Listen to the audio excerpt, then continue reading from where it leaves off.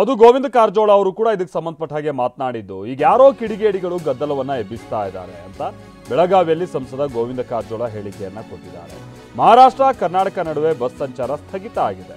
ಸರ್ಕಾರಗಳು ಬಿಗಿ ಕ್ರಮವನ್ನ ತೆಗೆದುಕೊಂಡು ಬಸ್ಗಳನ್ನು ಓಡಿಸಬೇಕು. ಉತ್ತರ ಕರ್ನಾಟಕದವರು ಮುಂಬೈಗೆ ವ್ಯಾಪಾರಕ್ಕಂತ ಹೋಗ್ತಾರೆ. ಜನರಿಗೆ ತೊಂದರೆ ಆಗದಂತೆ ಸರ್ಕಾರ ನೋಡ್ಕೊಳ್ಬೇಕು ಅಂತ ಗೋವಿಂದ ಕಾರಜೋಳ ಹೇಳಿಕೆಯನ್ನ ಕೊಟ್ಟಿದ್ದಾರೆ.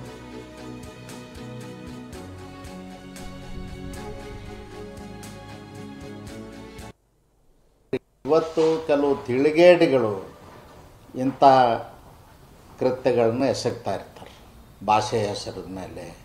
ಅದು ಒಳ್ಳೆಯದಲ್ಲ. ಬಿಗಿ ಕ್ರಮ ತಗೊಂಡು ಬಸ್ಗಳನ್ನ ಓಡಿಸ್ಬೇಕು. ಒಬ್ಬ ಕಿಡಿಗೇಡಿ ಮಾಡ್ದ ಅಂಥೇಳಿ ಇಡೀ ಸರ್ಕಾರನೇ ಕೈ ಕಟ್ಕೊಂಡು ಕೂತು ಬಸ್ ಬಂದ್ ಮಾಡಿರ್ತಕ್ಕಂಥದ್ದು ಸರಿಯಲ್ಲ. ಆ ತಪ್ಪಿಸ್ತರ ಮೇಲೆ ಕ್ರಮ ತಗೊಂಡು ಬಸ್ಗಳನ್ನ ವ್ಯವಸ್ಥಿತವಾಗಿ ಓಡಿಸ್ಬೇಕು. ಜನರಿಗೆ ತೊಂದರೆ ಆಗದಂಗೆ ನೋಡ್ಕೊಳ್ಬೇಕು. ಇವತ್ತು ಕೆಲವು ತಿಳಿಗೇಡಿಗಳು ಇಂಥ ಕೃತ್ಯಗಳನ್ನ ಎಸಗ್ತಾ ಇರ್ತಾರೆ ಭಾಷೆಯ ಹೆಸರದ ಮೇಲೆ. ಅದು ಒಳ್ಳೆಯದಲ್ಲ. ಬಿಗಿ ಕ್ರಮ ತಗೊಂಡು ಬಸ್ಗಳನ್ನ ಓಡಿಸ್ಬೇಕು.